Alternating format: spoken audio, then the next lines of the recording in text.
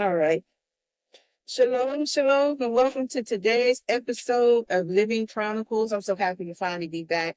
That little 12-day thing they have going on, running back and forth to the meat lot in the middle of the night. It just cut into everything. But we're back.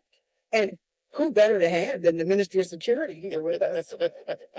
So I'm Yonathan. Welcome to Living Chronicles. Thank you.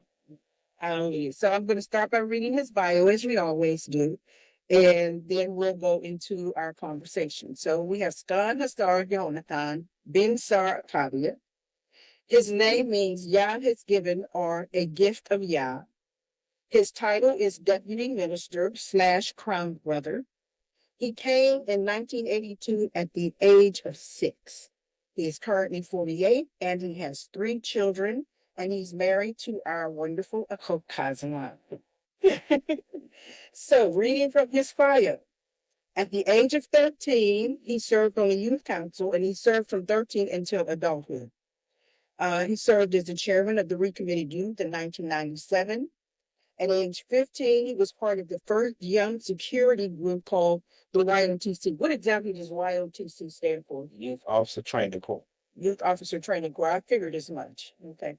At age 17, he traveled out on his first security sojourn with Abba as part of his security detail. I'm sure that was interesting. And I'll talk about that. From 2003 to 2005, he was part of the Spirit of David. Now, when I first saw this, I read Spirit of David. I was like, I ain't never seen him dance. So I had to read the rest of it.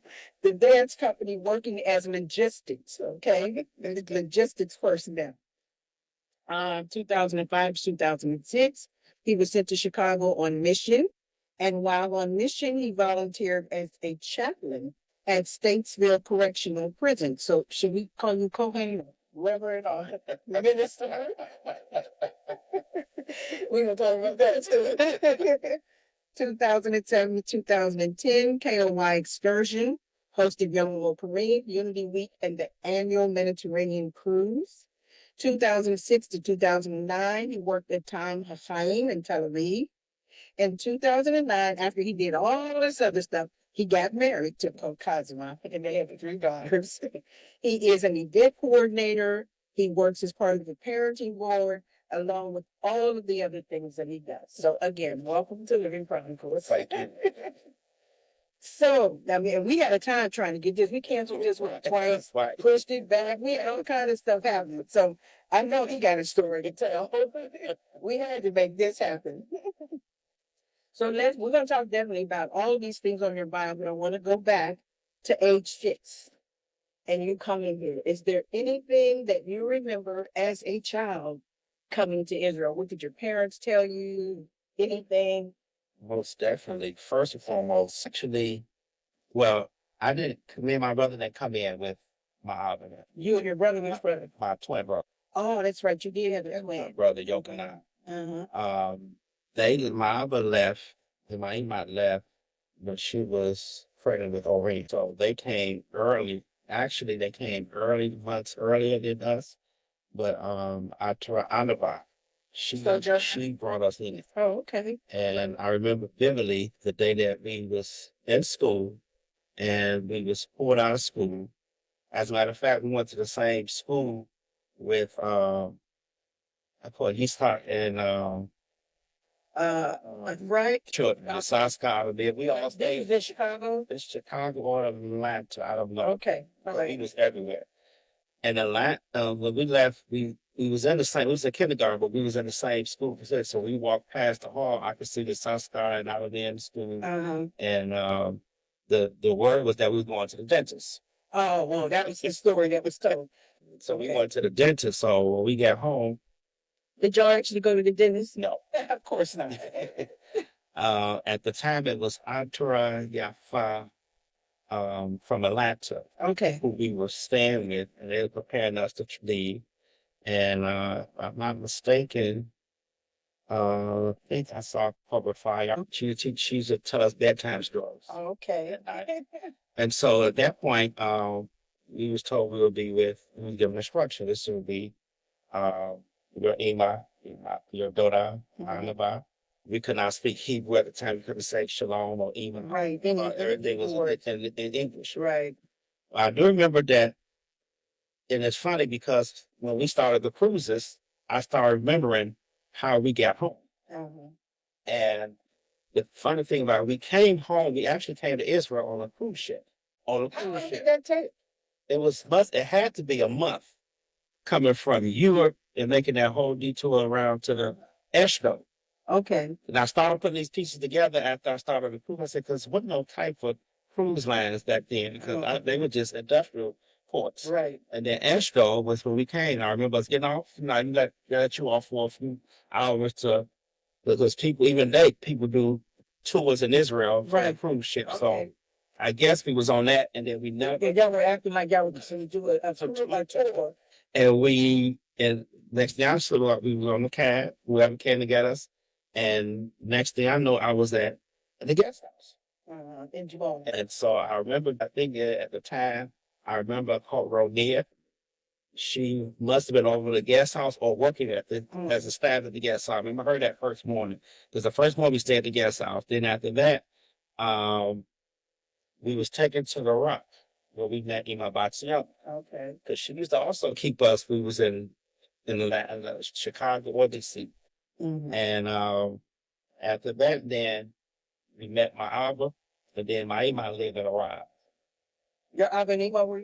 He lived in the home. Your Abba I buy 400. Yeah, buy 400. He did. I remember that. Buy 400. He lived there in the front room. Mm-hmm. Yes. At night it became the brother's room, and by the room, and daytime became the house. And like all the houses, or many of the houses, yeah. So then after a while, I didn't know after a while that we moved to Iraq. Okay.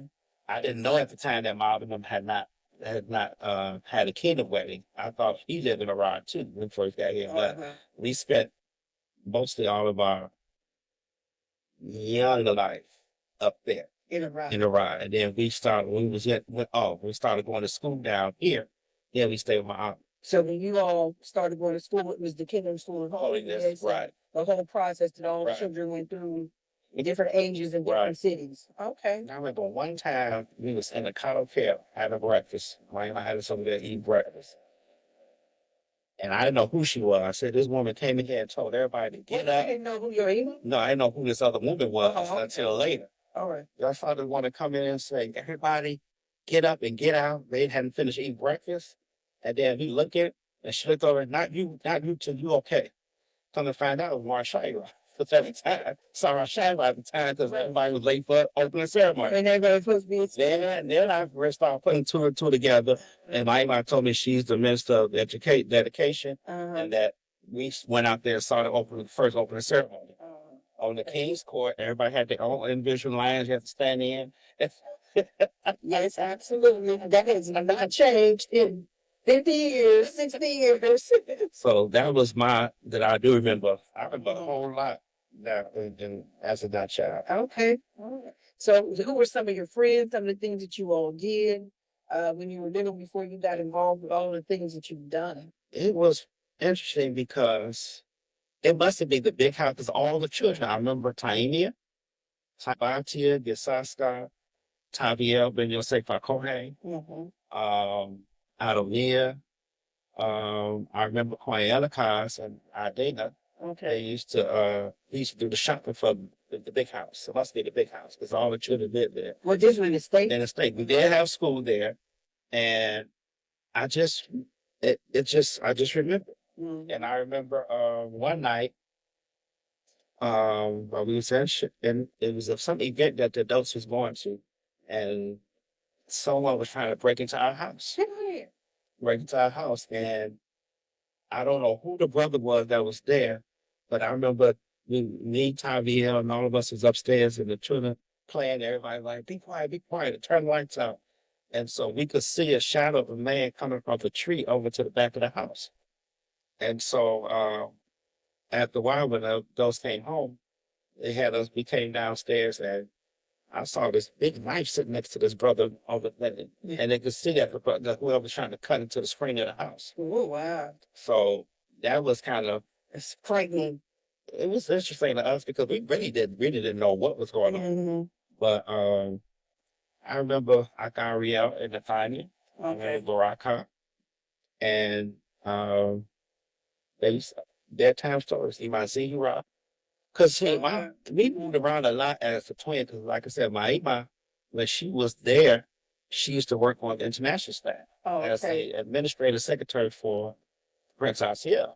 And we used to travel from state to state, mission to mission. So, and we always stayed at the big house with us. Whatever it was, she was there at the big house. So I remember so many saints coming through there. I remember we was in the holy convocation or meeting, and the brother Asiel, I had the brother Asiel, because the police came in and took somebody from there. My mind kind of grabbed us and kind of sheltered us. So the police came right into the auditorium, went up front and arrested whoever was up there. I don't know if it was Asiel or Navi or whoever, but I remember that vividly. So, but those are my experiences coming here. Okay, so once you got here, what was life like here? Like I said, before you got involved with all of the things that you've been doing. Well, I would say that when we went to Iraq, I guess that's when we went to school. So I got to know Mishael, because we stayed with almost everybody in Iraq. We stayed with Shalom, Shah Halel, and Shulamit. I think that's the first house, 15, 16, first house we lived in under Adia. And then I met in that house, the Shlomo, Renona. The Alia, Deborah. And then we lived with Queen Gaddafi. And number 7, Imani Shepherd. And then Imani Shabaki lived there with all, I don't know how we did it, but all of her children was there at the time. In a 2-bedroom. Right. And then I think our final stay was with Sar Eliyahu family. Sar Eliyahu, at the time it was just all Mikael, Sharoma, and then Yaha was a baby. The McNeil, I remember about McNeil. I remember. And then, no, you can't scare. So, you can't scale Sar Acaviyah at the time now. He married to Kim Side. Right. And then I remember his family. With Sonia was his wife. Okay. Sonia, and I remember his children. And so we all, it was, Orion was like, we all was, Like it was like a one family. big family. Yeah, so I never felt without. Right. Queen Dahlia, kind of carry me as a son. Whatever nice together, y'all had, we all had. Right. Whatever Akshmuel and Kokava had, we had. So that was the spirit of it. And then went to school. We did a lot of plays in a ride, especially in my show. We did the Moses Aaron play, and my brother and I was Moses, and I was Moses, he was Aaron. Mm-hmm. And it's funny because I just saw a picture that was at the archives years ago of us in that play. Wow. I definitely took a copy of that picture. Hey, why not? We did great. Everything was, and then there was a season that you remember seeing we all had head sores with the bugs in your ear. Head sores, lice. Lice, everything was lice. That's what it was. And so, Dona Gilra, because at the time, my mom had to be rushed to the moment because she had a boy on her neck. Oh my goodness. And so it was, wasn't no hospitals back then. Well, we weren't dealing with the hospital pretty much back then. And we had to take her to the moment. She dealt with her, and Dona Gilra, we stayed with her, and she had to. Really, it was like so much pain because I had so much lice in my head, and she had to. She had to cut your hair off? No, we had to wash the lice out first with real hot soapy water, and it was painful. But we enjoyed it. I loved the ride. I love the ride. Your childhood, you sort of get over things, and sort of push them to the back of your mind and go play, Yeah. Okay. So then when you got down here, and then at the age of 13, you got into the Youth Council. And later on at 15, you got into YOTC. Talk to me about the Youth Council and YOTC. Well, when we got here, I trust Shayra was our teacher at the time. No, this she was. She was initially my child taught our class. I don't know how they did the classes, because when I first left Orion coming here, they had put me in 11 and 12s. Because I think it was a 9 and 10 up in Orion, and then once you pass that, you come to the honor for school. Okay. So when I got a 9 and 11 and 12s, I Sar Acaviyah was a teacher then, and it was like, you really don't fit in this class. So they put me back to 7 and 8. But I don't know how they did 5 through 8. That was the most, I never understood that. Right. You had a 5 and 8 class. I thought it was 5 to 6, 7, and 8. That's what you got to repose. It's just like we just want to throw all of them together. And so it ended up being like 3 classes in the Hilltop now. 7 and 8 in the middle, 9 and 10 on one end, 11 and 12 on the other end. Okay. And so my child taught us at that point, and then he was like what they call now the homeroom teacher. And then from there we had Obadi who taught us gym. And then at one point Dr. Yaron to teach us. Nadeem just teach us gym as a filler. Nadeem the flipper. The flipper. Right. But I kinda enjoy being in a school down here too. First of all, every year a class had to do some type of end of the year performance, whether it's a play, so that's why presentation. It was presentations back every year. So I go by there taught us the martial arts in the form of the Alabama. Really? In the Alabama, it was what for each letter there was a different move? Yep. Oh, well, that's interesting. And we performed that, and that juggles and stuff. we had our white on, our band, the blue bands on, and we did a whole class, about 40 of us. And we did it in the Hilltop. And so then we moved to the 9 and 10s, and then the best that I had, 11 and 12s, with Marsha. That's when she was a home teacher. I think it was there that she began to teach us leadership. Okay. And 11 and 12s. First of all, I was not the most vocal person in the class. I was always quiet. Really? I never really, I always was too shy to do things. And then one day she said, young man, what do you want to do? And, it's almost like you had to say something. You had to say something. So I'm going to be an MC. I was telling you want to be an MC? Like, I want to be an MC. You always good at that. And so and then from there, we used to judge our sentence. She had a court system. We had the court, the judge, the jury, the prosecutor, and then you had the defense attorney. So and all of that was teaching us self-government. And so at that point, nobody was scared to do anything because it was going to come to court.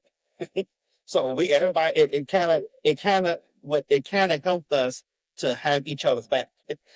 So at that point, at the age of 13, because in the class, I think we had our own government in the class, the president, vice president. So we kind of handled our own business in our class. So at the time, I think I was the president or the vice president or vice versa.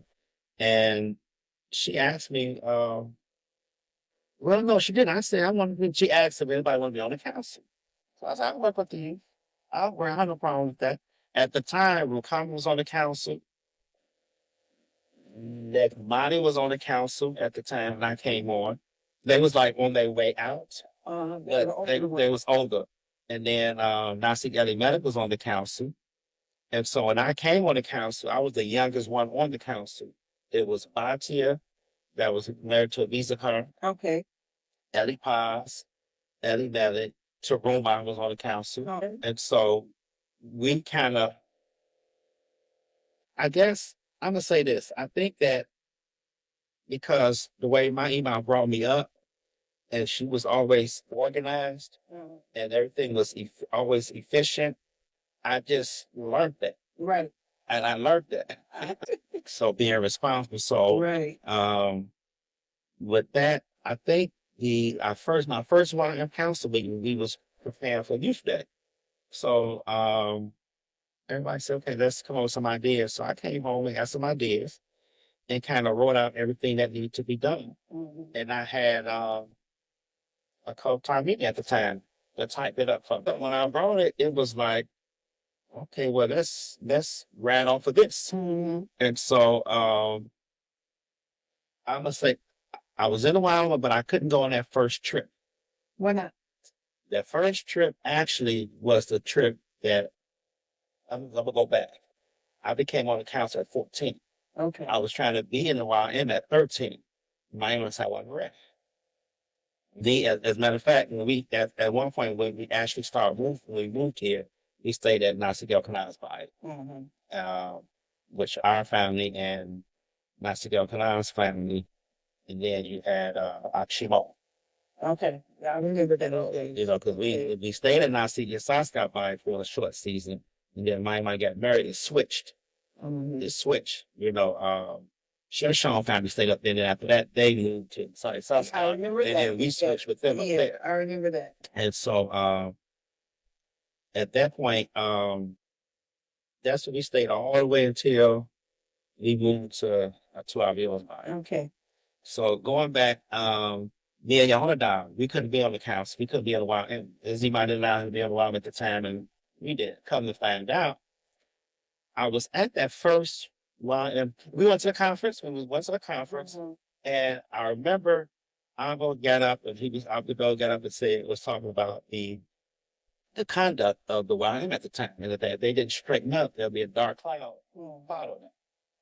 So that night, they went on their first 2-day or 3-day YOM trip. They had never been on a 3-day trip. Okay. Up to Echelon. And so that first night, but my mom just never let me go. She said, you're not ready. So okay. I was kind of upset. And so at that point, I'm like, okay. But that first night, I could not sleep that first night. I just couldn't sleep. I kept getting up. And so, you know how you finally say I'm adult, I get that those on right into that. Right, right. And we heard all this screaming and hollering in the kid phone. And so we jumped up and our Ron came in. We was like, what's happening, Ron? He never said nothing. Because he went on a trip. He was a councilman. Oh, so they had come back. Right, they come back. And so, but they were supposed to be gone for 2 days. They went up, they hadn't gone today. They left that morning. And so we still didn't know what was going on. He just left our cake, went, ain't said nothing to us. They don't know what was happening. And then the next morning, we found out that we had the asteroid tragedy. And Zevalon was like one of my best friend. Right. We hung out together. And so it was just, you just heard nothing but cries and mourning and everything throughout the whole camp. And so then my Abba came and explained to us what was happening. Right. And it was issued a 30-day fast, 30-day song. Every day there was a prayer service every day. So, and then Racayah was Zevalon and Racayah was in our class. They was in our class. They were the youngest, they was in our class. And so after that, there was another conference call, a meeting called that Father Shabbat. And so it was just, and so I felt like, so when I got on the council after that, I finally got on the council. And my whole thing was, how can we get this lift up off the wild air? Mm-hmm. Because after so long, it wasn't this generation, it was some other that was already gone. And that whole thing was still hindering on that, on the wild air. Yeah. And so at the time, then when we get on the council, then they say Abba shortly opened. Right. Shortly after that. Right after that. So but it was an energy, and then the YOTC came about in 1993. Okay. How that came about.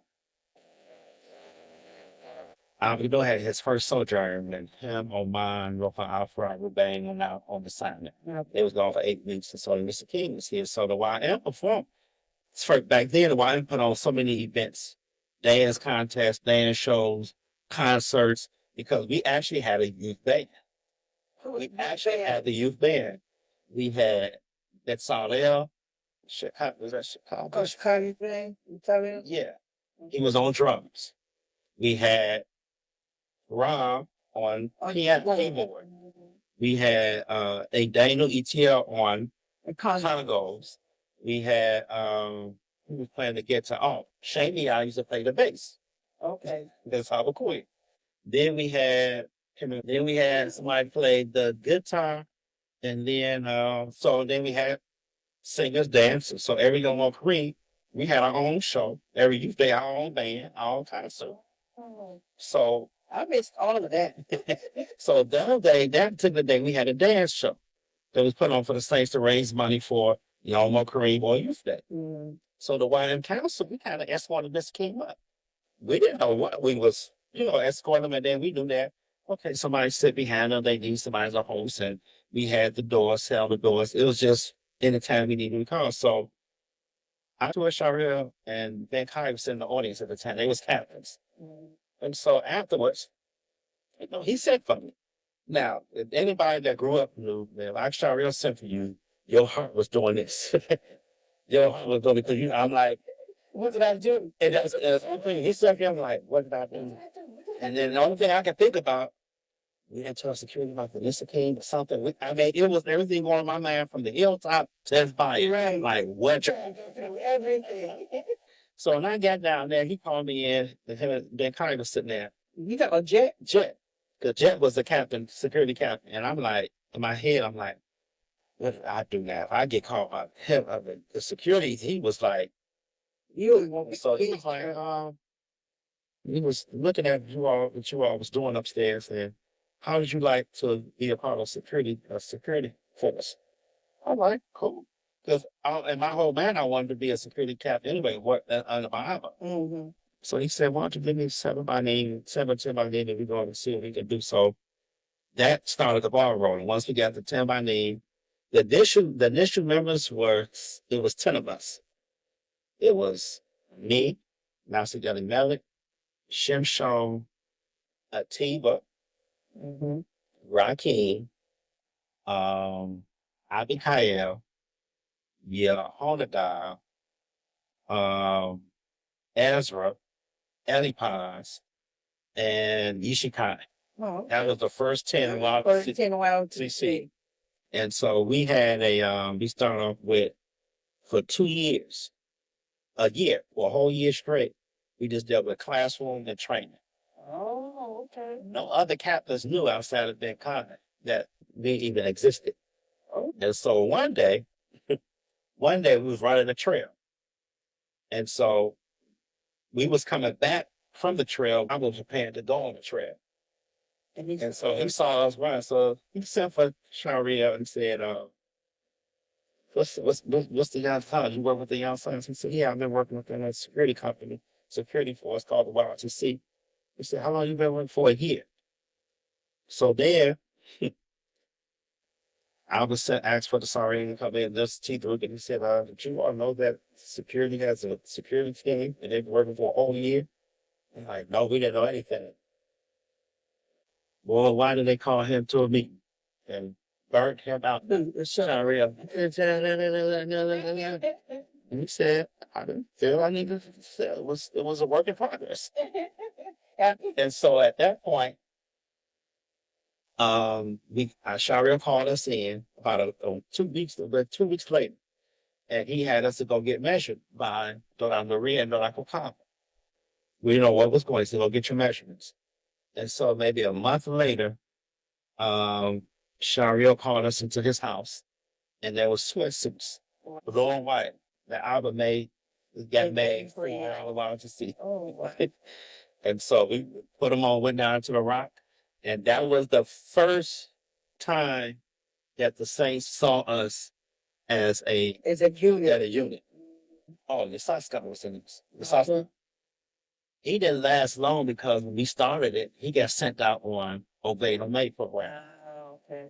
But while he was in Chicago, and as a matter of fact, when the Sharia went out, when he went out his first time with Abba, the Saskan had sweatsuits made, sweat tops made from the Brotherhood, say YOTC Youth Officers Training Corp, gold and black. Wow. And for all of us, so he brought all those home. So, but the security it was my passion because I always wanted to be that. Right. I always wanted to be that. Maybe because of your Abba? Or my Abba. And because my Abba wasn't always the active person to teach, I was still being groomed under him by those that he trained. Right. And so, what's some of the things that you learned when you were in the classroom situation for YOTC? We learned discipline, responsibility, and the discipline was the first major course we learned, and about how to be responsible, how to be disciplined, and we learned physical fitness, how to point out beer, and how to sleep. Oh, okay. And we learned the first year was a general year, the basics. The general, right. Different terminologies. We had to learn about the different terminology that relates to the Israeli security, Mossad, Shin Bet, things of that nature. And Rebbe Ganit. Yeah, Rebbe Ganit. She came in, had her come in, and Yana come in to give us certain classes that relates to the Israeli security, military, and all of that. We started learning Arabic through Ganit. Wow. We learned shorthand with Imana. We started learning shorthand. And because he said at certain times you can't write long, you got to be able to write, especially your investigation. Right. And after our first 2 years, we had our official graduation. And then from there, we was able to go into the various departments. Okay. My personal department I love was advanced procedures. Advanced procedures? Yeah. So what you're saying is the Ministry of Security has specific departments? Right. Right. We have different departments. We have advanced procedures department, and that's something I love doing because the advanced procedures is when the crew goes before the principal of the whoever protected to make sure all the grounds is in order, everything is in order. Right. And they have the hardest job because any loopholes, they're responsible. Right. Right. So because I learned a lot, and we had to watch a lot of videos about assassination attempts, different movies. And my favorite one that I like to watch, and I read about it, was Eli Cohen, who was one of the top Israeli spies who made it all the way almost. He could have been the president of Syria. Wow. And so it gave me opportunity, and for that I learned a lot on my personally too. And so then we had the investigation department. We have the Ways and Means. We have What is the Ways and Means? Ways and Means is dealing with ways to develop the ministry and the means of how to activate it. Okay. And then we had a liaison to police department. At the time, we didn't have nobody from the YOTC selected, but that was the department. At the time, well, it was like South or Sar Acaviyah always dealing with police at the time. And then we knew we were going to have a department for the military. That didn't develop until after the military started. Okay. And so, and then we had the administrative department, and then we had the contingency department that did with contingency for wartime scenarios. So, all of those things, we was able to go into those departments and so I really trained more so under Bill Shariah because that was his thing, advanced procedures. And so, but I learned everything else too. Right. Learned everything else too. So, I remember our graduation. As a matter of fact, all of the YOTC was in the second year of the graduation. We all was in the same class. So we had our trip. At the time we go on a week trip, 5-day trip. Right. And so we waiting outside, waiting on getting on the bus, and when our bill was supposed to be our security captain to go. He was late trying to come, so we went and asked Abba, can we proceed on? Abba said, yes, you are to proceed on. We was the first and only class that went without a senior security captain because Abba trusted in the YOTC. The YM trip, that was our first YM trip too, that we handled all of the security for the YM trip. We didn't have no security personnel to go because Shariah told Abba that we was trained enough that we can handle it. That y'all can handle it. And we did. So, I just learned so much because in the band procedure, I ended up working with Iman dealing with protocol, how to seek individuals, how to dust. And I learned, and that's another thing I came involved with protocol, how to deal with certain things. So, I learned so much that helped me personally to develop. And so my Abba very seldom taught me in person, but he taught in class. Right. And Agami who was over security, also he came and taught classes, And so after the captains finally began to recognize us, Shariah turned us over after so many months over to the captain. So you could learn whatever it is that he had to offer. And so when Shariah he went out, and that was the first time 2 YOTC members went out. We had Yishika and Yoel. Okay. Yoel came in later. And then you had Kakmiel, who was a 12-year son. And there's another, doing all this, we had a whole other wave of YOTC that came in even with that. And so, it was to a point it was over 20 of us. Wow. And we was able to handle a lot of things during that particular time. And so you just went from YOTC just matriculated on to the Ministry of Security. And so while you're at, and it was his on sojourn with Abba sent Shariah while he was on his detail to the security course to learn advanced security from Howard Saffold, who used to be the personal bodyguard for the mayor of Chicago. For over 20, 30 years, he became part of the kingdom. He trained Shariah and sent him to school to learn more stuff about, and when Shariah came home, he taught us more things to help us with security. Dealing with international acts. Because, we didn't know about, and it's funny because when Shariah got back, the same year that he got back, and he taught us certain things about crowd control, how to deal with dignitaries, protection, and all of that. Then remember we had Stevie Wonder. Right. That came to visit us like right after we took that course. Right. And so you all were prepared. We were prepared, not knowing that was gonna happen. Right. And so we had got word that Stevie Wonder was coming. And but it was real late. It was like an hour before he was coming, and he was coming to visit us.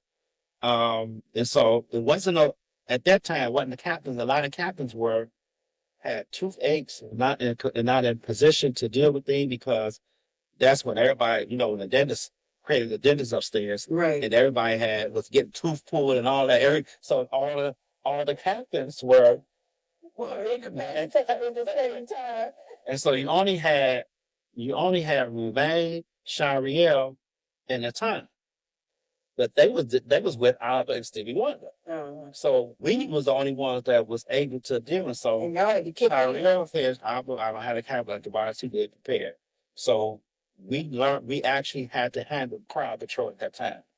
So, but the respect that the Saints have for us, I would say that we called on any brothers that was out there in the King's Court, because we looked up one time, it was an influx of Israelis that had came to that area and coming. So my first time seeing that Israelis, no Stevie Wonder. Right. And so we had to, when I say crowd control, it wasn't just the same on King's Court. It was really all the more. Yeah.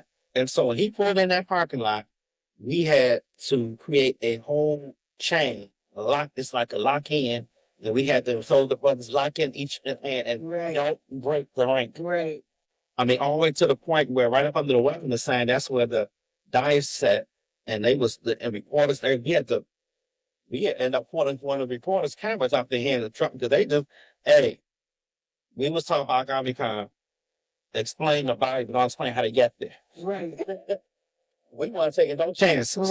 Right. But that was an experience for us, and then so it helped us begin to be exposed to a lot of things internationally. So at that time, and then we knew how to start dealing with dignitaries even here in Israel when they come to see, down and all that. So it was. I think that it helped. It helped me personally, because you have to be organized, and there's no mistakes in security.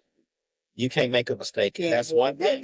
Making a mistake can be crucial, and that's what Abba used to tell us. He sat with us, and he told us. He said, sorry, may get some bad. This team may get some bad. Saints may get bad, but there's no bad when it comes to security, because if you make a mistake, look at how many lives you can cause in danger. So we did not have room for error. And that's something that I always kept with me. Right. And from there, I just told him, it's just, and the Shariel told us, he said, all you all may not finish, you'll finish the course, but you may not want to be part of security, but you will be disciplined enough to be pulled in other ministries. And it happened just like that. Ezra and, I forgot, I say Benzion. Ezra and Benzion were sent to Bermuda to learn under Yatsuya. But because all of them came out of that. Right. Yasasta was sent on Obey Omega. Elimelech was sent out on assignment to learn under Professor Dikiel. Oh, okay. For a few years. So, but all of those came from because there was a group of young sons that was disciplined and responsible enough to take on other responsibilities for the kingdom. Right. So that is so. I appreciate you for sharing all of that. I knew none of that. What is happening with the YOTC today? Are they still? We still have a group of YOTC. Okay. We've been that's something that has not stopped since. Okay. Every so we get another group. As a matter of fact, Yakin, Abikael. That's they became captains. Mm-hmm. Tobiah became the captain through the YOTC. Ben became the captain through the YOTC. We have Racayah, Ben Asli Emmanuel, Gamliel, Ben Gamliel. We have Emmanuel, Amir, Hosea, son, Bani. All of them came through the YOTC. So what age now do you all start with the YOTC? Is it like you and Olive with them? No, it can actually start. We actually start the training and keep time tech. And it's something you have to do after school. It's not something, unfortunately, that you can do during after school program. And then right now we have Yanni, who's the trainer, working with security as a trainer. Because the first was quite out there, but he's doing nothing right now. Right. So, and then On top of that, just also preparing them for the military. Right. Give them a sense of responsibility for the military. Right. Wow, that is that is so interesting. Toda Rabbi for sharing all of that.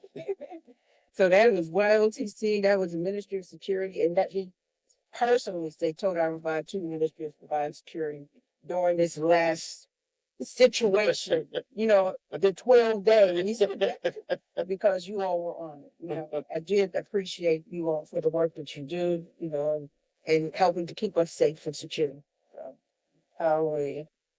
Okay, so we talked about security, Chicago, a mission, chaplain. Right. It's funny because at the time we had the Dr. Martin Luther King.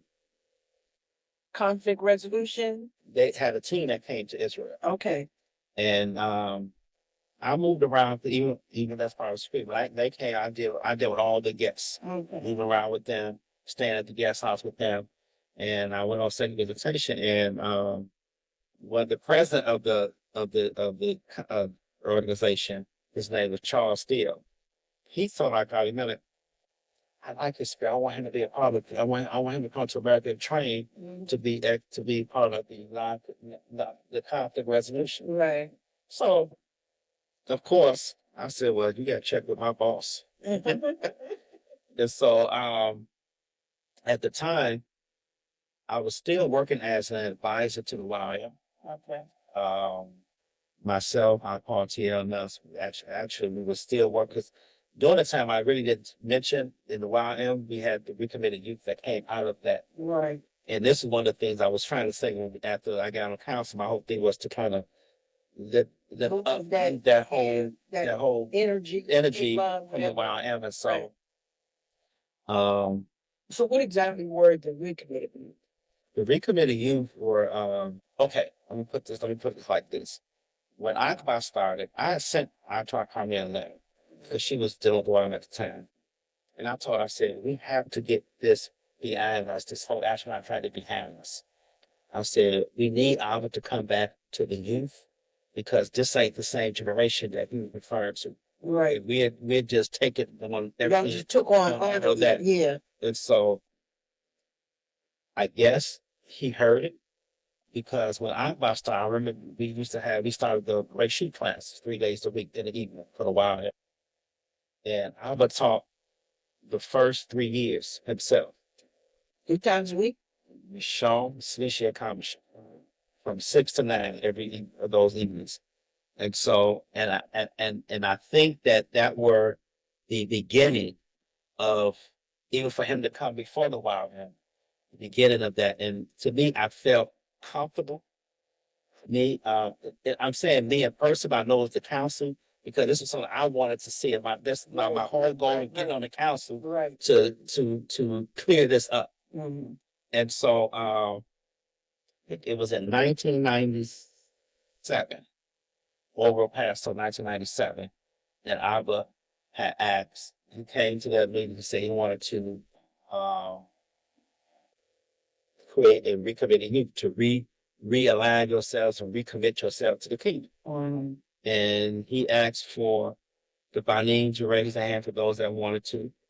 And we had those that raised their hand. I was the last one to raise my hand because I was seeing how many Banim was going to do that. Before you raised yours. Right. Yeah.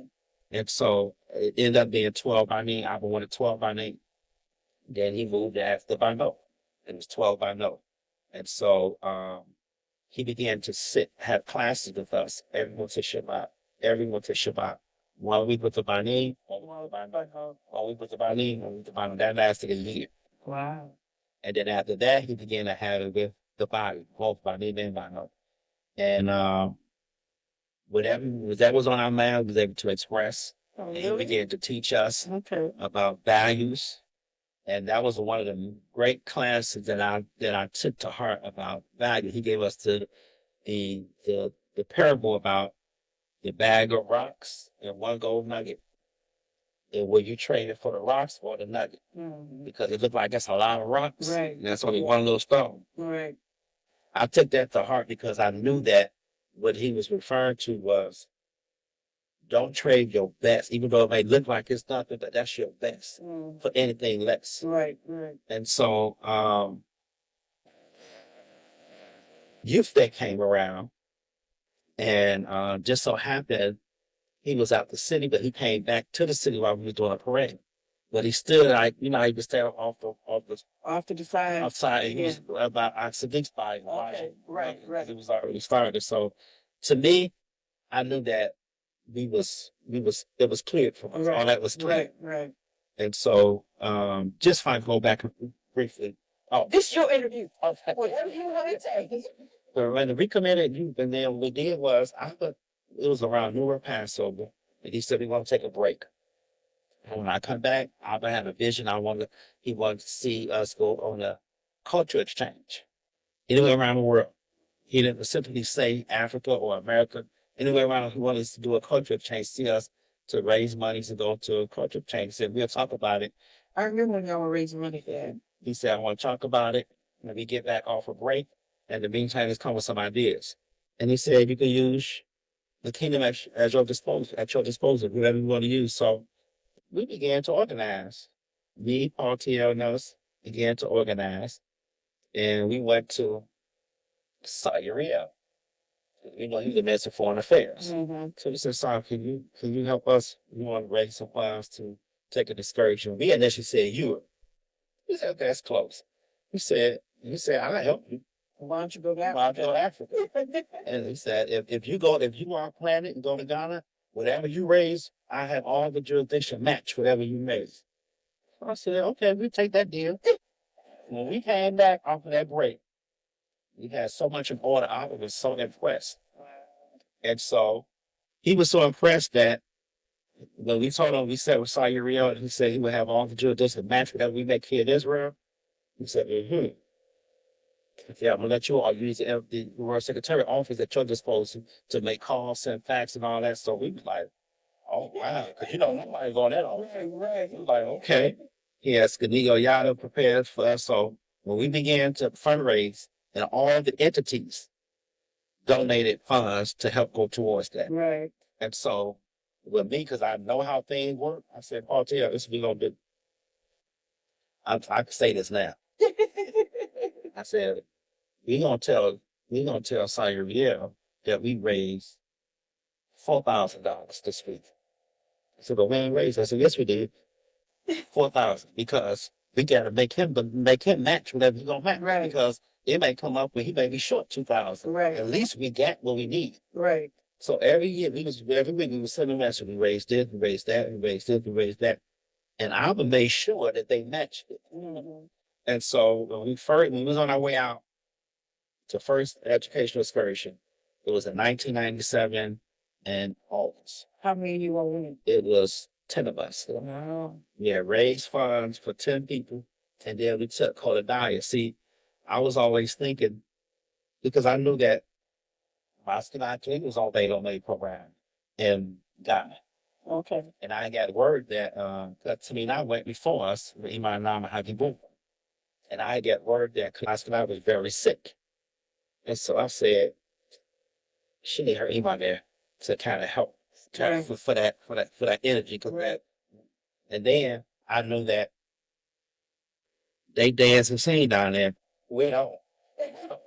So I had to build up the group that went was Shlomi, Yadia, what's the girl's name? Yabida's daughter, the oldest one, that son. So we did I took some singers there. Canadell. I know Canadell is versatile. He versatile. He can do everything. Right. And so Eliashib, Zariah, Malkia, Salula was the youngest. She was 15. And so we went down, and I needed her to be the chaperone. Mm-hmm. Out of 3 names, we had her name, Shami name, Shami traveled a lot, Right. and Dora Shaddai. Okay. We had those. Well, I chose Dai, which I felt comfortable because that would give her daughter some more. Right. Right. And at that time, Abba had us to join. He made them to join the group. Mm-hmm. And Emmanuel was down there. That was Sar Acaviyah's son. He was there on mission. Okay. And when we get down there, we at the time, Racayah was down there because they was, as a matter of fact, he met us at the airport. Racayah, so we was big entourage is big to do. and at that point we had got him on a walk home, and it's like we had to revitalize this boy. He was so small. I said, man, you ain't nothing down here. What's happening with you? He was so skinny, small. Wow. So I made him join us on a tour. Mm-hmm. And that was the first time that I saw Arturo Boniel at the time in action. I said, the man know what he doing. He took us on tour. We went to the slave dungeon. Okay. And at the time, the head of the UN was there. Kofi Annan was there. Oh, okay. Moving around. Wow. So I said, we can get it. And the way he saw us and act like we didn't see us like that. You know how right. because he was with his people. So I said, Navonia, we can get a picture with him. It'll be a perfect picture for us to take back. Navonia walked with his entourage while the tour guide was touring us, walked with the entourage, got all the way up to him, and next thing you know, he was coming to us to take a picture. Wow. So that's the famous picture that sits in the Moana today. Okay. Kofi Annan, the UN, Secretary of the UN. So, and then we stayed with Sister Hamakus. Remember Sister Hamakus?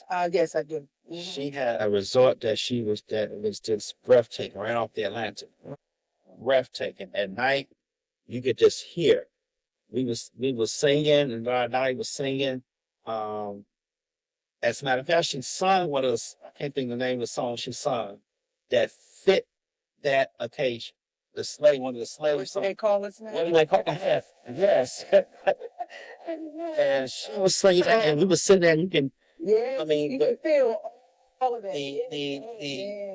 The ocean is hitting the rocks, and you can just, you can feel. It took y'all somewhere. It was like, I was like, wow. Just sitting on there listening, then it got to a point where it's like a moaning sound come through the ocean, through the Atlantic Ocean. Mm-hmm. So that was an experience, and for me, because I had learned when we class in 13, 15, the Victor Shah learned about history, and then more Shira, we had to do an essay on every continent of Africa. And every country, yeah? Every country still of Africa. Wow. And so so many things was already through. Right. I was already through, but to see the youth and another aspect of where the kingdom is, it gave me a lot as a council member, it gave me a lot of pride and say, man, they could see. And we was able to take a tour, a cruise down to the Nile River, to the Elders Garden, because we know at the time we had owned cruise boats. Oh, okay. The kingdom. Yeah. And so then there was an island that was set up for the elders. We went there. So a lot of things that I saw and we saw, it showed me a lot about the kingdom. At the time, we was doing the rice mill, we was making rice, flour for the people, the indigenous people. So, and then we met Chief Nana Paul. Okay. He came to Israel for a visit. And he had got on his knees in front of the saints in the King's Court and apologized because he said he knew that his ancestors were the ones that actually sold us to the Europeans who came on the shores of Africa to take it. They couldn't get into the interior. Right. They used the Ashanti. They had to have some guides. They used the Ashanti kingdom in order to spare them to go in and get the indigenous people and bring them to the boat. So he apologized to us. Mm-hmm. And we had an opportunity to go and visit him at his castle, where we was in Kumasi. Wow. So that was an experience that I had. I wanted to go back. That was a part of us. And the Recommitted, we went on several trips to Ghana, several trips to South Africa. And then from there, we invited you from Ghana and South Africa to Israel as one of the cultural exchange program race funds for that. So Albert graduated us after a year. we came back to help them move because at that point they was kind of struggling trying to get their raise funds to the first group of recommitted had graduated once we became adult after our first year. Then from there we moved on to it. Then we came back to a meeting out, but we really helped them move, get them because they was able to send 15 students to South Africa 1 year.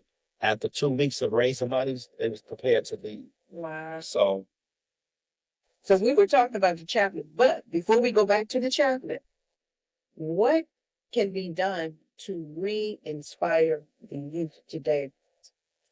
it's funny because I was just sharing with somebody the other day. The same, it has to be, we have to sell, and that's something I learned from Sar years ago when we was at school.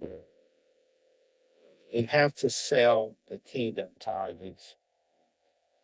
We have to be able to, because the same way the whole wow came when everybody heard the truth and everybody jumped on board, we living in a time where it seemed like for me, for my generation, we was okay. We was already sold to ourselves because we knew we based on how we a lot of things we did. But how can I convince my daughters? How can I convince my daughter that this is what we need? Right. I have to sell it. I have to make it attractive. Right. And we have to figure out how to do that. We have to figure out a way how to. And then we have to realize that we are combating at this point. You all grew up without the internet. Right. Right. I mean, peer pressure has always been peer pressure, but when peer pressure is contained and everybody has the same mindset, but the internet, there is a documentary that I watched many years ago, had at least been 10 years ago, called Being 13. Yeah.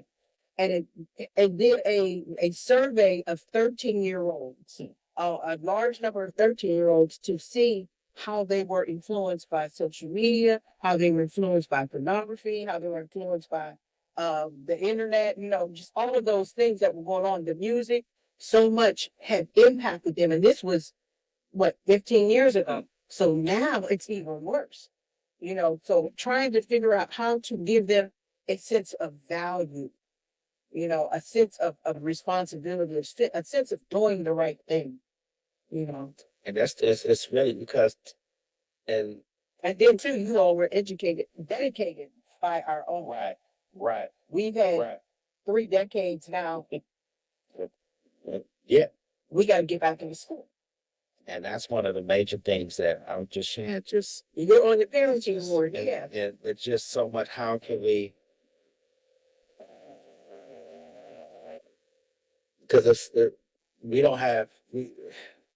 There's something I've been thinking about. How do we engage our youth, our young people at this point? Because they exposed. Wasn't no military out when we coming up. Right. No military. Right. Wasn't no military. Wasn't no internet. Wasn't no all the stupid stuff on TV. Right. So we have to be able to resell the kingdom. We can't think because we was born here or they was raised here, they automatically want to be a part of that. We can't. No, absolutely not. We can't really. We do ourselves injustice. This is what I have been explaining to some of our senior element, that the same enthusiasm that brought you here at a young age, what is the enthusiasm that want to keep them here or let them make a choice if this one they want to be here? Right. We're not selling the pitch. Right. We're not selling the pitch. Right. And to them, okay, this is just run up here. Grew up here. So we're not in, and we shine off. To me, I'm not saying you got to be right. Because you can't force anybody to do anything. They're only going to do it while they're in front of you. And when they go their own way, they're going to do what they want to do. So even my daughter, this is my first rodeo raising a teenager. Right. And now 2. I got another who just graduated to junior high school. Mm-hmm. So I know I can't raise them in the sense as I was being raised, right, with the dynamic they face today. Right. So I have to figure out how to maneuver with all of that and still set the principles. Like I tell my daughter all the time, I'll tell you what's right. You have to make the decision of what you're going to do, because at some point, I can't be there every day to tell you X, Y, and Z. Right. But if we're not if we are us, the parents of our parents, are not instilling just some basic principles and this, I don't care. You ain't got to be, and you don't have to be in the kingdom to know God pride and dignity. I learned it from my parents. They don't have to. You don't have to be in Right, the no kingdom for that. kingdom. I learned that in America with the parents that I had. Be proud of how you look. Right. Why you have to undress to be dressed. Right. You know, these are things that why stop letting people tell you that you're not beautiful. Right. And you got to wear makeup to make sure that you become a part of what and who. Right. So these are things that I have to, instead of it not forcing this, do you Right. that look all right to you? Right. Why you got to wear them extra eyelashes? Right. And I'm fighting because I don't, but You're fighting against a whole system of programming in everything that they see, hear, smell, and do. And so we have to figure out, and I know I may not have, but I know we have to, because on that, we can't lose. We can't lose. We all lost generations. Yes. And when I tell people that, well, I'm gonna say this. My terminology is everybody's on a journey. Yeah. Everybody's on a journey. Yeah. Because you have to be able to make a decision. I had to make a conscious decision at a certain age that I'm not here because of my parents anymore. Right. I made that decision. Right. So when I see the children, our young people out, I don't look down on them. Right. I kind of keep that same respect. Right. And a lot of them, they respect me because not put myself because how I handled things when they was around here. I let nobody just tear the youth down. Right. I fought in the beginning. That's why I come here. I did not let nobody just tear the youth down. No, that make sense to me. Mm-hmm. Why I always look at if the child is doing something, let's get to the other part of the issue. Right. Why is that? Right. Right. What's on the child's Let's mind? get to the root of it. What's on the child's mind? Because people just don't do stuff out the Right. norm. Right. If a child's doing this, all of a sudden he's doing this, what's happening? Right. What's happening at home? What's happening outside? Right. What's happening with people? And then there's this thing about this whole peer pressure thing right now. It's I don't care how much you try. It's like, even if you try to face it, it's like, it's too much. Yeah. And we did not properly prepare ourselves for this technology world that Abba talked about in 1986. He made emphasis, said, we don't prepare the children for the 21st century, we're going to lose them. And we just thought Abba was talking about, Abba saw far ahead of things. That was his duty, to see far and just put things in motion. I remember one time I tried to buy him, and when one of the rights conference, I tried to buy, get the children, teach the children. You got to teach the babies about this new world order. It's 21st century. Right. We have to, but we're not. We can't say this on the zone. It fits us. Right. It's in our work. Yeah. It's a reality. It's a reality. Well, with you being on the parenting board, one of the things I have been pushing, and Racayah, hallelujah, she was able to get a curriculum developed that was able to be put into the school. Why can't we build on that curriculum and begin giving the school of the prophets teachings that we know? Going to school of the prophets, the right, not so much the writers conference, the scholarship body, but all of that information. Our children need to learn those things. And we can't really grasp them outside of school because now we're so fragmented. We're not all on the Kippur anymore. We're all over the city. We're all in other cities, And after school, once they're gone, that's it. I have a lot. I've been engaged personally in certain individuals who, and I have to approach these ministries of those that they want to be involved in. And said, why it don't have to take this long for. If our youth want to be a part of something, you better grab them. They should be from middle school. Our youth should be in every ministry. They should have an opportunity, like you all went from captain to captain, from ministry to ministry. So when they get out, They know what it is they've been exposed to, but you got to build the ministries. You got to have a portfolio. You got to know what your short and long-term goals and objectives are and build those ministries and get those children caught up in it. Even if they choose not to be a part of, they've had that experience. And having that experience, one day they may come back to it, or that experience may save their life. So this is definitely I've been talking with the two Elron and I even spoke with the ministry of health. So you got a few people that want to be a part of the ministry. Create the curriculum for it. You can't wait on the school of prophets. You can't wait on that because that has not really took root since Since it's COVID. yeah, Since COVID. yeah, Since yeah. really COVID. yeah.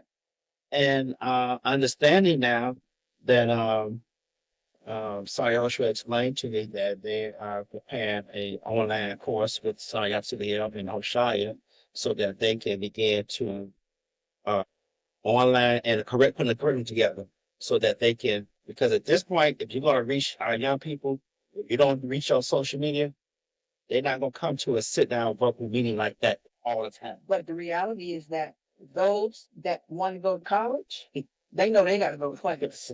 There is no, you have some online classes, but you're not going to do a whole college. I mean, you can't do some degrees that are completely online, but there's got to be, first of all, that exchange of energy, Right. face to face. Right. So it can be partially online, but there has to be some frontal face to face exchange, you know. We really have to get the school of prophets back up because Yeah. that was to learn the fundamentals. Yes. If you get the fundamentals, you can go, it takes you everywhere you Yeah. need to go. Yeah. And sadly, a lot of our young vocal individuals who's out there now, they didn't get that foundation. And Right. this is something that I know that the Ministry of Dedication were trying to incorporate into Abba Right. so that by the time they reach UAB, they have some credits to go towards there. Like you have credits going to college or university.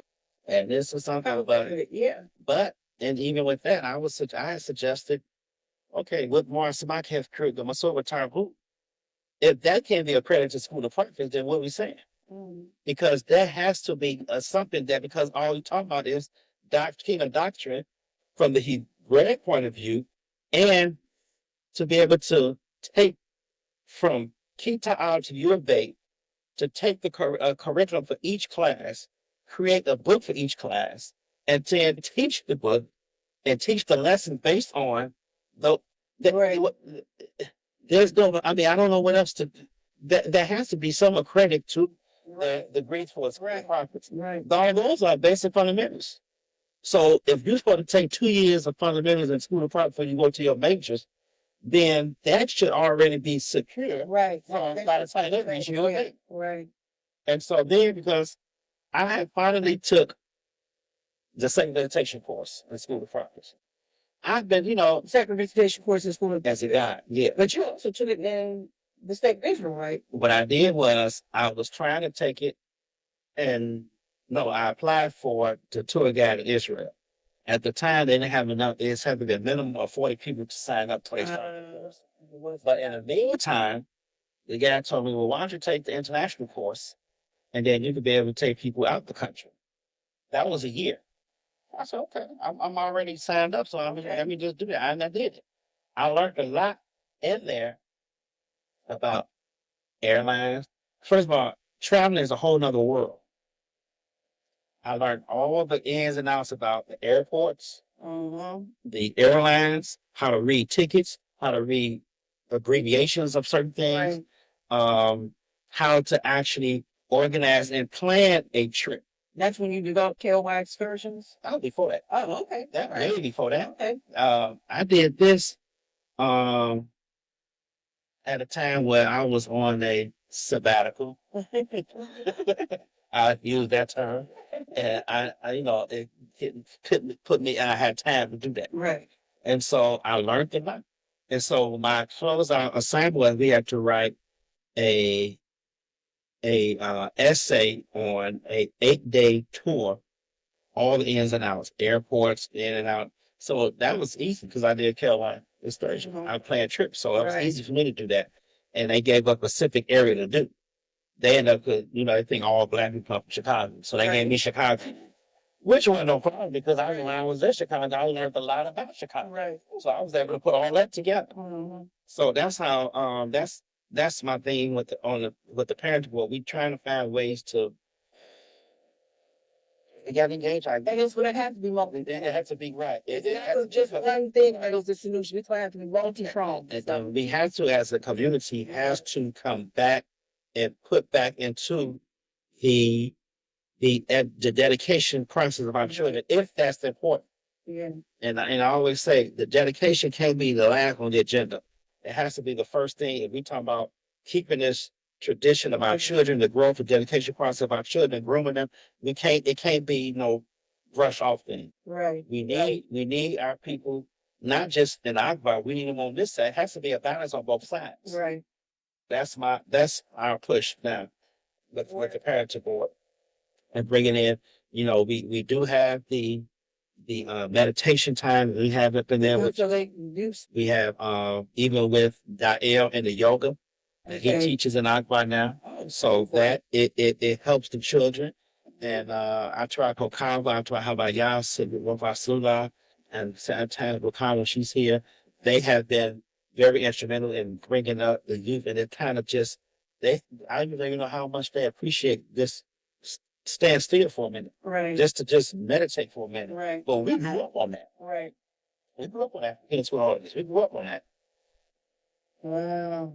This has been so interesting. I'm telling you. Now, I have this little thing I do in the middle. And then we're just going to light it up, but we're going to go back and still what we're talking about. That's talking about being a chaplain. This is the little trivia. And I have these little cards here, right? They're all mixed up because they fell on the floor. But you just pick some. I'm going to move this microphone back some. And it's supposed to be pulled over the cards. And just pick one, and whatever it says, give it to me. I'm going to read it, and then you just answer. So different categories. Your favorite things, history. If you look at it, the answers are on there. Where were you there? Rehoboth Moshav. Nope. How'd you miss that? You were too young? Too young. Okay. All right. So what do you remember about the day to show strength? Oh, absolutely. Okay. So that was behind the Rehoboth shop. So talk to me about the day to show strength. Day to show strength. This is one of the things I just love so much. It was funny because one of the other things was like, how old are you? Because you know everything about it. I said, because you internalized it. Right. For me, I think I was 8 or 9. I remember. You remember standing in that line? I sure had. Remember seeing those soldiers around and kept I firing? remember, as a matter of fact, when I stayed at my house, we looked out the window, and you had those high-rise apartments right across the street next to the Akeem Alone. Okay. We saw them there, and we saw them over there on that back side for the Okay. And I remember that assembly we had with all the students in the Hilltop Mansion. Hilltop, yeah. And Racayah had I conjured it up so much, we were ready. Let's do it. Let's go. Let's march. And I remember my mom used to, because she wasn't going with us. My mom was pregnant with 1986, Kebdia. Okay. With Kebdia. Because she was due May 4th. And we was on the last week, so she wasn't going, but she made sure I had everything. It was only going to rain at the time. Right. Yeah, it rained at the time, so I had to make sure he had his stuff, and we was in now block 6. Block 6. We standing right in front of the olive tree in front of Sar Acaviyah's fire, and I could see. We were right in front of you. Right. I was right in between the houses because we looked through, and eventually I was looking like, Eva, you could see the soul, and she was scared. She was little, Yeah. Well, I think we all was block 16. Because I lived in my 400 at the time. And we was right upstairs, so all that was block 6. Yeah. And I remember Watson Salia came in the house and said, Cobby, they got us around here early in the morning. Mom had already been gone. Yeah, because they've been monitoring them the whole 48 hours. Oh, wow. Okay. And so at that point, it was told everybody to come on out. And it was chanting and all the songs and singing. All of that. And I didn't really realize until this year, at this past year, that we had the session. And I said, the Saints, have y'all realized that the priesthood was in Ghana on the island? Abba was standing on the bench in front of us, got real He was standing on that bench here, pouring on mine at the time. And I said, yeah, you remember, there was no microphones or no speakers. So how did all of that, the priesthood voice, reach all the way up to Acaviyah, everybody lined up, and everybody heard everything. I said, yeah, Abba stood there and talked, and everybody heard from Sadiq's body all the way up there. I said, there was some type of day. I remember that day. I remember that day. And I know we had to fast. Yep. We was able to. We were not able to eat. The younger children were allowed to eat, and the versus mothers were allowed to drink water. I ate maybe once. I think we were allowed once a day. Once a day. Because I was a nursing mother at that time, so I was allowed to eat. I really that helped. That kind of. I wasn't scared though. Yeah. I wasn't scared. I wasn't scared. We were not Everybody was just, let's do it. Yeah. Okay, so I think you pulled this one. Your favorites, best friend or friends? My best friend, really it's Paul. Okay. You know, we have done a whole lot together. You know, from the YOM Council, Recommitted, excursions, just being involved. Right. Right. You know, that was okay. If you pick one or two more, here's an orange one. Fill in the blank. Name of the first Kingdom restaurant and recreation center on the Kafar. Big Sala. And who is it run by? It was twofold. The Ministry of Sports Recreation ran the social aspect of it. And then you had the Boaz and the Cold and the Tia, right. I worked for them. Well, I worked for them. Are you there? I'm waiting until they move for the other side too. Okay, get you another one. Not this one, since it's turned over.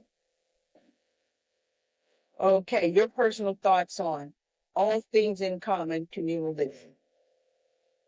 That's something that we have to get back to. That was the joy of us growing up, because it wasn't that I had it, you didn't have it. Everybody had it. We had the community cattle care. We all the children went to the Beit Salah, the means to watch that one black and white TV. You knew where everybody was. My thoughts is that we kind of became individual based on, we got our own, I got my own place, I got this and we got that. I think we did good, even with school tuition. Every brother paid 300 shekels for if he had 1, 2, 3, or 10 children. But because we collectively put in, we was able to get more out. And this is something that we have to get back in. We say all things common, but it's not all things are common today. Right. Today. Right. You know, all things are common also, goes two ways. Somebody has to be responsible for something. Right. Because you say, I belong to the nation. So that's, so it's like it belongs to this person or somebody, but anybody can do what somebody can do. Right. But it don't get done because nobody did. Right. Everybody can do it, and somebody should, but nobody do it. Yeah, you're right. You're right. So that's a little trivia section. We just try to throw that in there. Let's go back to the chapter. Now, when I was in Chicago, I actually went to Chicago. So supposed to leave out to what I told you about the Martin Luther King now. Right, the conference. So, at the time I was preparing to leave, Abba asked me, he sent a message to me, and this is why I really like, man, I've got so much respect because I wasn't doing nothing. I was at the meeting, Sgan came in, Yonathan came in and said, I'd like to know if you're able to jump to America for a season, because we need, take care of some things. And we need you to be prepared to be in 7 days. You were married at the time? No. Oh, okay. Right. So, why not? No problem. But then another word said, you need to make sure that everything as relates to water is in order. even though there was an advisory board, I was still knew that You were running. behind the scenes. Gangs, yeah. And so at that point, it was a youngster. She came over. I had a whole week to prepare a protocol manual on how to operate the line. And I went to Mara Carmen. Oh, was she there? Yeah, she was there. And no, she wasn't there. When I left, Mara Carmen had to make her journey because of her status situation. So it was Sar Acaviyah. Okay. He was in charge. So I had to get things ready to prepare, and I put a whole how the wireless function from day to day, year to year. And I went to Sar Acaviyah. He said, "Shit, you was doing all this?" So I had to turn it over. Mm-hmm. So when I got then Shagrin sent for me. He was at the fire, or he was home at the time. And so he said, what are some things you know, he knew I was preparing to leave. And so we had a conversation, and I really didn't know at the time that I was going to be in Chicago.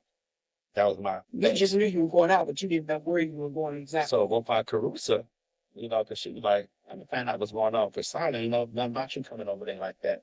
So he's coming to find out.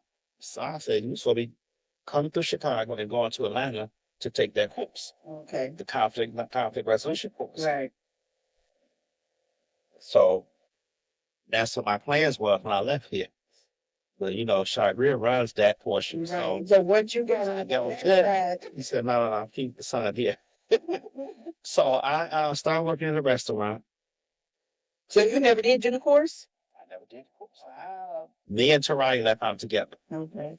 She was going out. She was supposed to go do the course with me. And then she was going to spend time over there with Surreal. That's what she had met. She was married to Surreal at the time.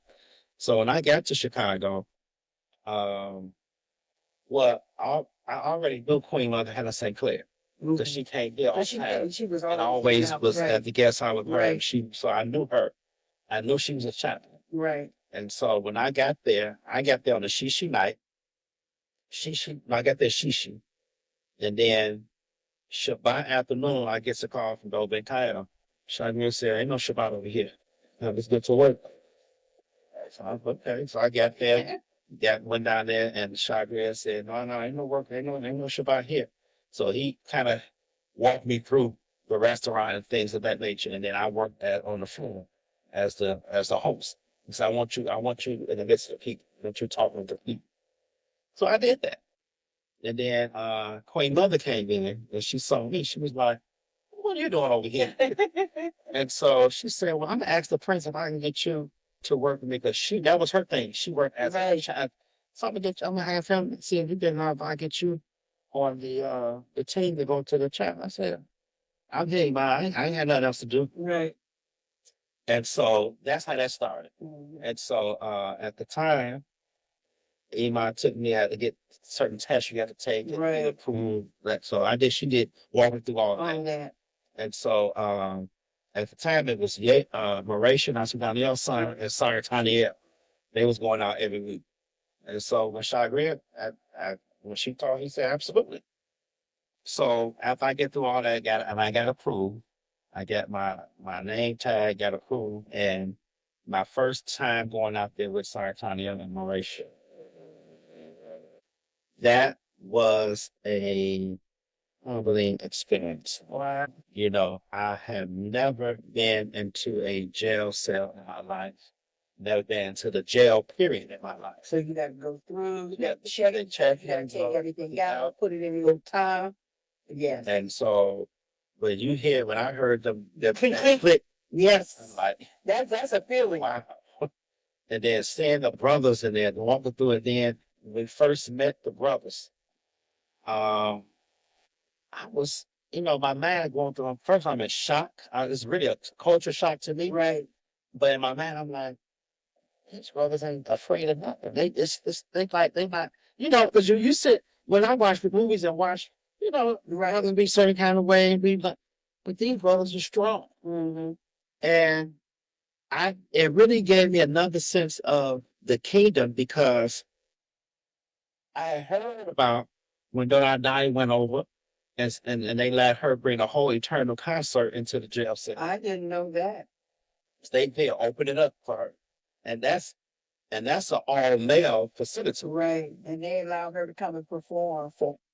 And then Passover, they was preparing the food to take for the brothers because they was on the Hebrew diet and wear the kippah and all that. So I'm like, wow.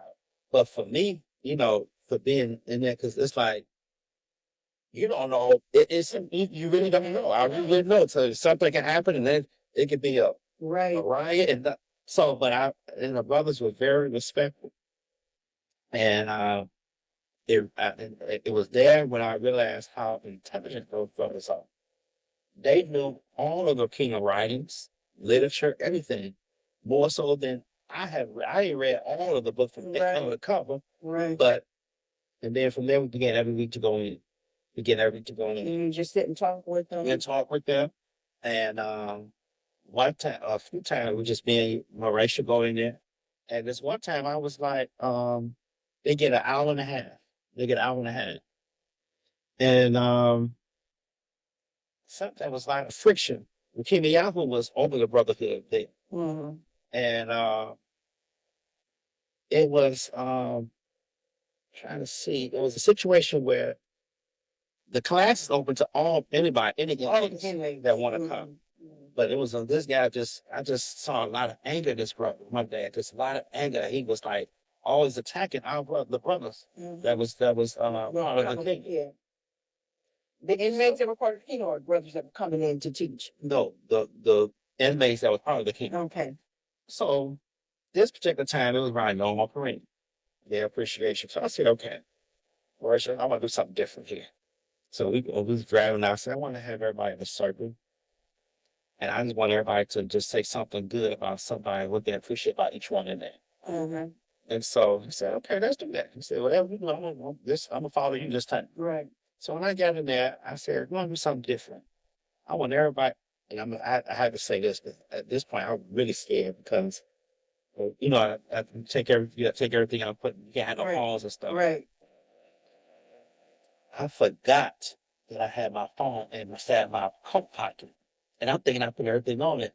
It sure happened every time I go out there, I always put on vibrate anyway, even driving, so I won't get. And it started ringing in there. In my mind, I'm like, they're going to put me in jail. And so it started ringing, so I'm like doing this, and I'm like, please, because they got cameras in there, so I didn't want to pull it out. And I just said, it's okay. And I didn't want no brothers to hear, and I'm like, let me call my mama. So, and Marisha was like, I forgot. I bet you never forgot it again, did you? So when I went and I said, and I felt some tension in the room because the brother was still there. So I told Racayah, I said, listen, we're going to do something different. I said, brother, in our community, we have what you call a season of appreciation. I said, we always give appreciation to someone that, whether it's a family, whether it's a brother, sister, father, mother, friend, a co-member of the community. And I want y'all to do this. I want y'all to put a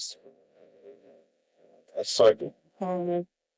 I don't want anybody to stand up and just say something positive about everybody. When we got to the brother that was always in friction, he just bust out in tears. And said, I don't know why I do this. It wasn't so much, and I realized it wasn't so much that he was attacking the brothers. Nobody never asked him how he felt. Or say something positive to somebody. Say something. It was always this. Right. And I'm like, I said, it's okay, brother. I said, we had this. I said, and he poured his heart out. Right. And said something about everybody in there. And just like change his whole vernacular, his whole approach about things. And I really enjoyed going in there. It was a joy going in there. Once everything, I got past that first, I enjoyed going out there, the brothers, because it was engaging. And to see those brothers, and then to actually see and bless two of those brothers that one came to Israel last year, we were Passover. And then Racayah. And I'm looking at him, and he's looking at me. He said, "You don't know me, huh?" And I'm trying to plus him. And he said, Stateville. I just said, all right, because I was saying these brothers will be released. And I heard about the first two got released. Oh, also I tried Hubati was with us. Because every time she came out, she was already a certified chaplain. Right. Okay. And so then when I went over to Chicago, I was there, and then at Shagreer's memorial service, there was another brother. And we just embraced because I knew, and they knew that Abba, all of the brothers that Abba said were going to be released, I believe all of them except two are released today. And they all been released like that. Racayah was the last one that got released last year. He got released last January. No. This past January, he got released. 2025. He got released. I remember him coming home to get married to a sister. He got home, came married, gets to a sister. He got married to Princess Racayah. Princess Racayah got married in somebody here? They came here to get married. And he went back. He kept the newer Passover, so while he was here, a lot of saints was getting married while they was here for New World. Right. He was married to Princess Racayah. And then he married another sister, and then he got put in jail because he killed the joker that was messing with his wife. Savior did it really humbled and it gave a lot of respect to our brothers. And the Carcoline of Judah, they were strong brothers. So, and every time I went back up until a few years ago, I was always going back. Because I kind of kept my what's name renewed. Right. So you could just. I have not answered not one of these questions that I had down here. We covered everything else. Oh wow. Okay. I think we have covered almost everything. I'm going to ask one question and then I'm going to leave it to you if there's anything we've missed. KOY excursions, the annual Mediterranean cruise. When are we looking at having that? At this point, you can't almost clear that. We're going to go from one week to the next. We was thinking of looking at that, and then a lot of stuff had happened since COVID. And then even after COVID, looking into it, but they were still looking. You still had to take those tests going on those cruises. What, the COVID test? The COVID test, and I wasn't feeling it, so that just came. We were just talking about that not too long ago, trying to get something like that on because. But now, during COVID, the October and then 12 days. Because it's really hard to try to do anything. Because even if you can get out, something happened, you can't get back in. Exactly. And so and then now, because we're looking at because we found out that the Royal Caribbean had a cruise line leaving out of Haifa. And we was going to check that out, but then. I don't want to be no sitting duck in the middle of the middle of the sea and everything happening all around. Or Syria coming from there. So, but those cruises was it really enjoyed it. So it was funny because we first started doing it. The years that I told you I was doing Unity Day, I don't know how we did. We did YOM Kareem. Then in the summer we did Unity Day, and then the fall we did the cruise. I don't know how we did that all in 1 year. That was always like first thing impossible to do. But you got it done. But we got it done for the Saints, and Saints really enjoyed doing that. I think the largest group we took was 50-something Saints out. And I've never been out on any of the cruises. But we're looking at we gonna get that back to movement. Okay. And it was funny because we put this proposal in. We wrote the proposal, sent it to Abba. He said. Great idea, but it need to be approved by the brotherhood and sisterhood. It got approved the next brothers meeting, next sisters meeting. Yeah, of course. To be in, even now people forget, but that's an official enterprise here in the kingdom today. KOY church. Yeah. All right. Well, we have talked about so much. I have thoroughly enjoyed. I had no idea that this was your life. And told us so much for sharing. Hallelujah, hallelujah. Is there anything we have not discussed or we have not talked about that you would like to touch on before we close out? Well, what I would say is that,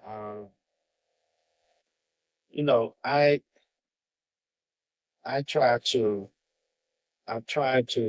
be in this season, trying to hear people out. Let's see how can we fix this because there's been so much damage done that when I say damage, I'm just speaking to specific things that keep as a people getting ourselves beat down on certain things, and we really have not had a breather. And I'm gonna say this because we have not had a breather since the transition of Abba. It's been one thing after another, one thing after another. We really have not just been able to absorb things. And it's like, it's a term I'm trying to find.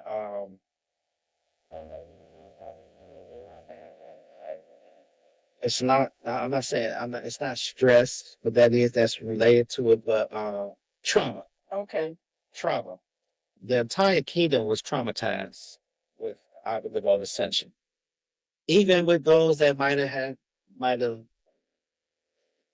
ended their journey and moved somewhere else, but they still have respect for the man. Right. And everywhere.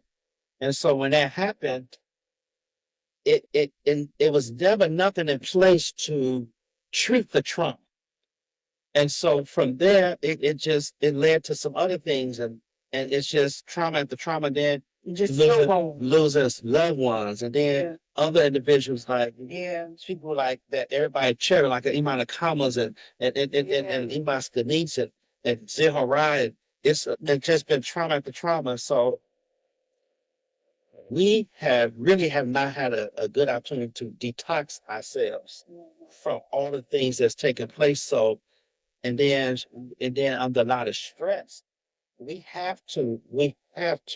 I don't care how much we say we okay, but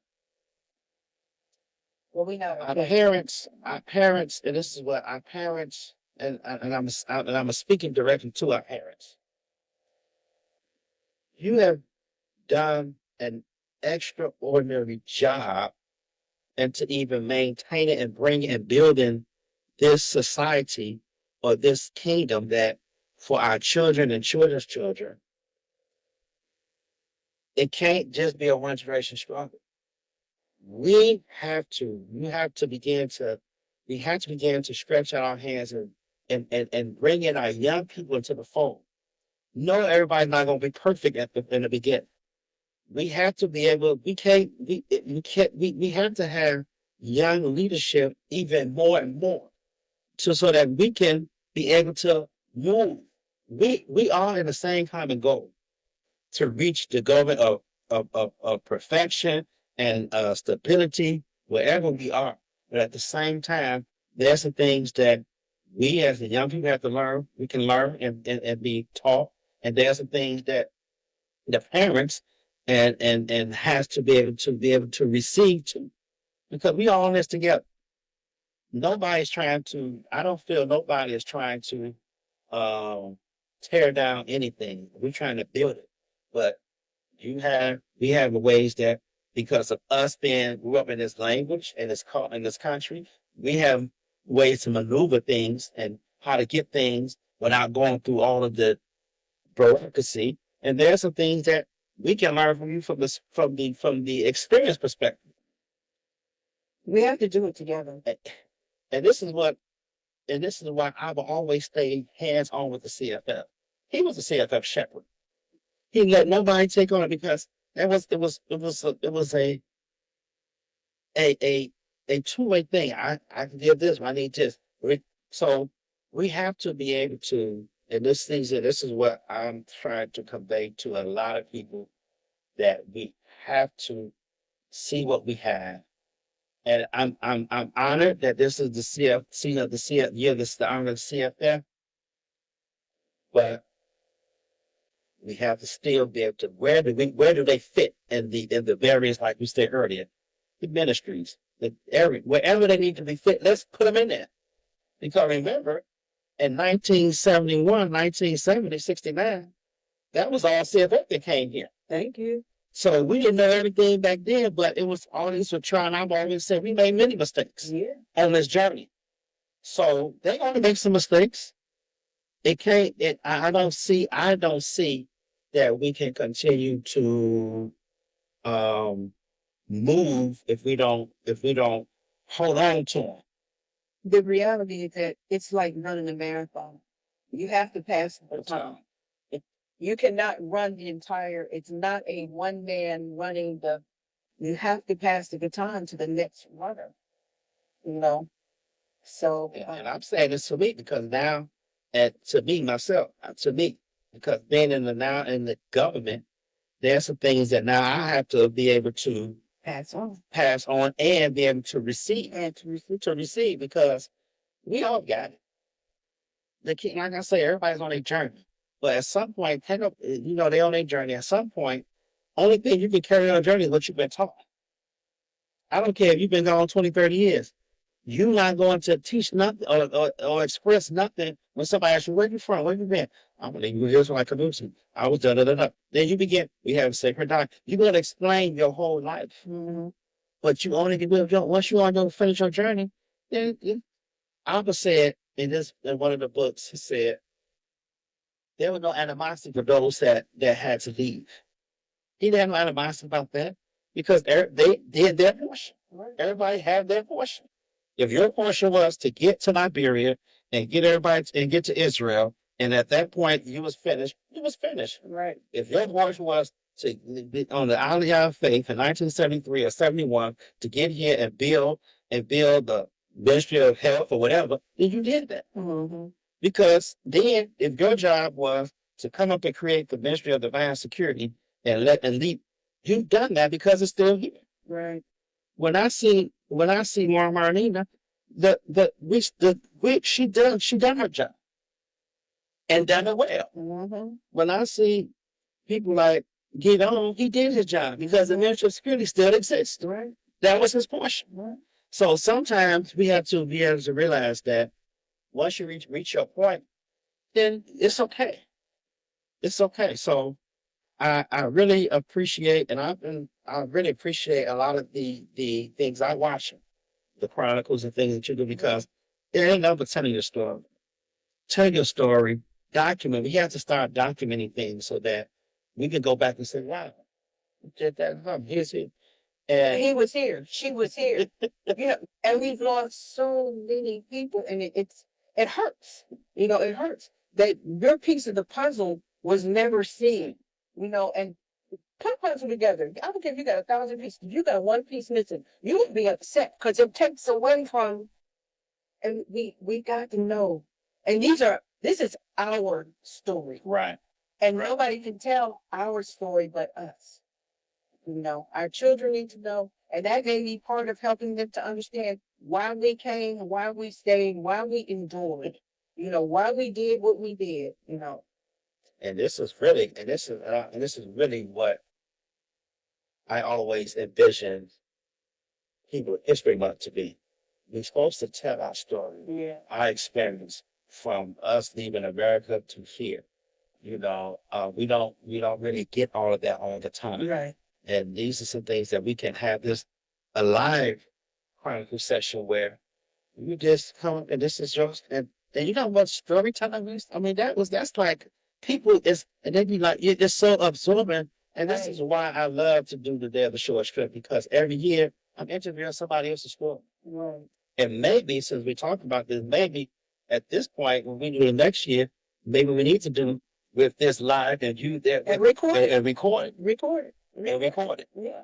Because it's so much that we have lost in our history. Yes. That we have not documented, that this generation would never know. They would never know. And most of them are not going to sit down and read books. But they watch a TikTok video. Right. I mean, figure out a big little clips. You said 3, 4 clips. He's like, oh, then you go and watch stuff over there. And this is an opportunity for families to sit down together and have family night. Family night, this is what we're going to watch. We're going to watch one of these and then we're going to watch one other movie. But, so how many of these you did thus far? You're number 11. And, so, it's open to any and everyone that has been a part of this journey, if you still are, if you're not. I just ask people, we have to do this with integrity. Right. So even with your challenge, we've had challenges. We've had some bad things happen. but how we share that information, especially if you've been able to heal from it, and to overcome it. So I was just telling somebody the other day, I said that it was so many families that buy 400. I said, I mean, I said it was those Sadakia, Racayah, Imasibia, Aliyah Tikva, the Rios family, yeah. Latania, Maximina. Tipple sounded was for a short minute, and Gilvana was a baby. There was a short minute. Ellen Cos and Adina stayed in our house for a short minute over there. You all were there for a minute. Me lived there. Right. And Sadok and his family moved in where they had 2 children. I lived with some of everybody. And there was no extensions.